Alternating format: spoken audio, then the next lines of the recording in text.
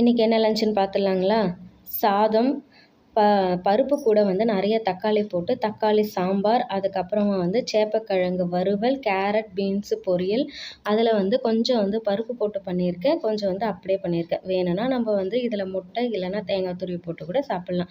நம்மளோட விருப்பம் தாங்க. அதுக்கப்புறம் வீட்டில் ஊற்றின தயிர். நல்லா சூப்பராக வந்து லஞ்ச் ரெடி ஆகிடுச்சு. சுபாக்குக்கு எடுத்துகிட்டு போன கேரட்டில் கொஞ்சம் மீந்துருச்சுங்க. பசங்க வச்சுட்டாங்கன்னா நம்ம தானே சாப்பிட்ணும், அதோட சாப்பிட வேண்டியதுதான். சூப்பரான லஞ்சு. உங்ககிட்ட ஒரு விஷயம் ஷேர் பண்ணணுங்க. நம்மளோட ஃப்ரெண்ட்ஸோ இல்லாட்டி நம்ம ரிலேட்டிவ்ஸ் யாராச்சுமே உங்களை வந்து வெறுத்தாங்கன்னா கண்டிப்பாக வந்து கவலையே படாதீங்க. உங்களோட வேல்யூ என்னன்னு அவங்களுக்கு தெரியாமல் இருக்கலாம், ஆனால் உங்களுக்கு தெரியும்.